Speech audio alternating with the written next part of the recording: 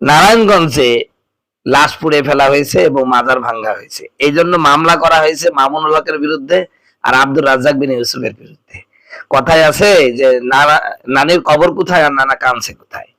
সম্মানিত ভাইরা, 5 আগস্টের রাতে নারায়ণগঞ্জের চিস্তিয়া তরিকার পীর রেজা সরোয়ারের রাজাজির মাজার ভাঙচুর ও লাশ পুড়িয়ে দেওয়ার অভিযোগে মাওলানা আব্দুর রাজ্জাক বিন ইউসুফ ও আল্লামা মামুনুল হক সহ 28 জনের বিরুদ্ধে মামলা দায়ের করা হয়েছে। 2024 সালের 5 আগস্ট শেখ হাসিনা সরকারের পতনের রাতে নারায়ণগঞ্জে চিস্তিয়া তরিকার একজন পীরের মাজার ভাঙচুর করা হয় বলে মামলায় দাবি করা হয়েছে। উল্লেখ্য, যার লাশ পুড়িয়ে দেওয়ার দাবি করা হচ্ছে তিনি 2 বছর আগে ইন্তেকাল করেন আর মামলা দায়ের করা হয় আরো 2 বছর পর। তাদের আবার বাঘের লেজ দিয়ে চুলকানো মানে কান চুলকানোর শখ হলো বুঝতে পারছি না। দেখি পানি কোন দিকে গড়ায়। তো আসলে সুখে থাকলে বোতে কিলায়। তো আমি এই মামলা সরকার যে নিল এটা বড় ভুল করলো। কারণ অযথা এমনি ভালো আছেন, এমনি বিদ্যুৎ গ্যাস নেই, মানুষ খুব বিতৃষ্ণা। এরপরে যদি আবার মামুনুল হক আর আব্দুর রাজ্জাক বিন ইউসুফের নামে মামলা, আর এই মামলা নিয়ে যদি কোনো কিছু হয় তো বাংলাদেশে সেই পরিমাণের আন্দোলন শুরু হবে যা সরকার টিকেল দেওয়ার ক্ষমতা রাখে না। এই জন্য সরকারকে বলবো যে আপনারা ভালো আছেন, সুখে আছেন, সুখেই থাকেন। অযথা বাঘের লেজ দিয়ে কান চুলকানোর দরকার নাই। এই ভণ্ড মাজার পূজারি বাংলাদেশে 2-5টা আছে, এরা আপনাদের ক্ষমতার কিছু করতে পারবে না। ওদের ভোট না হলেও আপনারা জিততে পারবেন। অতএব এই মাজার পূজারীদের অবশ্যই মূল্যায়ন করার দরকার নেই। বরং আব্দুর রাজ্জাক বিন ইউসুফ, আল্লামা মামুনুল হক, এদের জনপ্রিয়তা আছে, বাংলাদেশে এদের প্রভাব আছে। এর একটা ডাক দিলে লাখ লাখ মানুষ ময়দানে চলে আসবে। তখন এটা আপনাদের জন্য খুবই দুঃখজনক অবস্থা তৈরি হবে। এই জন্য আমি মনে করব এই সমস্ত মিথ্যা মামলা ধামলা এগুলো আদালত থেকে খারিজ করে দেন, এটাই বুদ্ধিমানের পরিচয় হবে। আর যদি মনে করেন যে না আমি বাঘের লেজ দিয়ে কান চুলকাবো, তাহলে বুঝতে পারবেন অবস্থা কি হবে। আমি আশা করব আলেমদের আর কোনো প্রকার মিথ্যা মামলা দিয়ে হয়রানি না করা হোক। উন্নয়নশীল সমৃদ্ধিশীল করতে হলে মানুষগুলোর চরিত্রের পরিবর্তন দরকার। কথা বলছে না কেন? কারণ মানুষের চরিত্রের পরিবর্তন না হলে ওই লোকটা 2 নম্বরই করবে। কথা বলছে না? কথা বলছে না? আপনারা রাজনীতির গন্ধ নিয়েন না। আজকে আপনাদের এখানে আসার আগে ফেসবুক শরীফ মোতালা করতেছিলাম, তো ওখানে দেখলাম এক লোকের মামলা হয়েছে। লোকটা জন্ম অন্ধ, 2 চোখ অন্ধ, নাম আলমগীর হোসেন। ওর বিরুদ্ধে মামলা হয়েছে গাড়ি পুরানোর মামলা। কথা করছে না কেন? আচ্ছা, ও বলছে আমার নামে মামলা কেন? আমি তো চোখেই দেখি না, আমার 2 চোখই অন্ধ, আমার বিরুদ্ধে গাড়ি পুরানি মামলা। বলেন তো, যে মামলাটা দিয়েছে ও যদি নামাজি হতো, ও চরিত্র যদি ভালো হতো, এইরকম গাঁজাখড়ি মামলা দিতে পারতো? কথা বলছে না কেন ভাই? দিতে পারতো?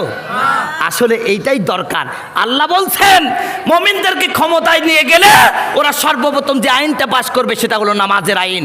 কারণ ওই মানুষগুলোর চরিত্রের সর্বপ্রথম পরিবর্তন করার দরকার, আর এই চরিত্র সংশোধন হবে একমাত্র নামাজে। একটু আগে বললাম না, ইন্নাস সালাতা তানহা আনিল ফাহশা ওয়াল মুনকার। নামাজি তোমাকে দুর্নীতি থেকে দূর রাখবে, নামাজি তোমাকে অন্যায় থেকে বিরত রাখবে, নামাজি তোমাকে মাপে কম দেওয়া থেকে বিরত রাখবে, নামাজি তোমাকে কালভার্ট, ব্রিজ, তারপরে সেতু খাওয়া থেকে বিরত রাখবে। কথা বলছে না কেন? এইবার এরপর আল্লাহ পাক বলছেন আকামুস সালাহ ওয়া আতাবুজ যাকাত। মুমিনদেরকে খোলে যদি আমি খেলাফত দান করি, দেশের রাষ্ট্র ক্ষমতা দান করি, ওরা 2 নম্বর যেই কাজটা করবে সেটার নাম হলো যাকাত। কেন? খালি নামাজ দিয়ে তো পেট চলবে না। কথা বলছে না কেন? পেটেও তো দেয়া লাগবে নাকি? এই জন্য ওরা 2 নম্বর যে আইনটা পাশ করবে যাকাত। কারণ যাকাতের আইন পাশ করলে কিছু মানুষ আছে কোটি কোটি কোটি টাকার মালিক। এই খুলনা বিভাগের, এই খুলনা জেলার মধ্যে যে ধনী মানুষগুলো আছে, এই ধনী মানুষগুলো যদি সঠিকভাবে যাকাত দেয়, আল্লাহর কসম করে বলতে পারি, আপনারা লিখে রাখেন, 2 বছরের মধ্যে খুলনায় আর কোনো গরিব মানুষ পাওয়া যাবে না। কথা বলছে না? কথা বলছে না? এই জন্য আল্লাহ পাক বলছেন আমি মুমিনদেরকে খেলাফত দান করলে ওরা 2 নম্বর যে আইনটা পাশ করবে সংসদে সেটা যাকাতের আইন। আর যাকাত প্রতিষ্ঠিত হয়ে গেলে ওই সমাজে আর কোনো দরিদ্র মানুষ থাকবে না। 3 নম্বর যে আইনটা পাশ করবে সেটা হলো সৎ কাজের আদেশ। কিসের আদেশ? আর সৎ কাজের আদেশ দেওয়ার লোক আছে ভাই? কথা বলছে না কেন? বরং সৎ কাজ যেখানে হয় সেখানে বাধা হয়। অথচ গান বাজনা আসবে, হবে ড্যান্স হবে, মানুষকে মানে গুনাহের সাগরে ডুবিয়ে দিবে, এই ব্যাপারে কোনো বাধা নাই।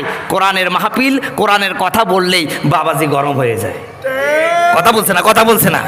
তো বলতেছেন আমি মুমিনদেরকে খেলাফত দিলে ওরা প্রথমে নামাজের আইন পাশ করবে, এরপরে যাকাতের আইন পাশ করবে, আর 3 নাম্বার ওরা সৎ কাজের আদেশ করবে, অসৎ কাজ থেকে নিষেধ করবে। এই 4টি কাজ যখন করবে আল্লাহ বলেন আল্লাহ পাক বলেন ওয়ালাউ আন্না আহলাল কুরা ওয়াতামানু ওয়াত্তাকাউ, যদি গ্রামের লোকেরা ঈমান আনতে পারে, আল্লাহকে ভয় করতে পারে, আমি আল্লাহ রাব্বুল আলামিন তখন আমার রহমতের সমস্ত দরজাগুলো, জমিনের দরজাগুলো, আসমানের দরজাগুলো খুলে দিব। ওই সমাজে আর কোনো অভাব থাকবে না। তার বাস্তব প্রমাণ হলো আফগানিস্তান। মোল্লারা ক্ষমতায় গেছে ভাই কয় বছর? 2 বছর। কয় বছর? এই 2 বছরে সবচাইতে মানে ক্রমবর্ধমান অর্থনীতি বিশ্বের মধ্যে 1 নম্বরে আফগানিস্তান। আপনারা দেখেন নাই?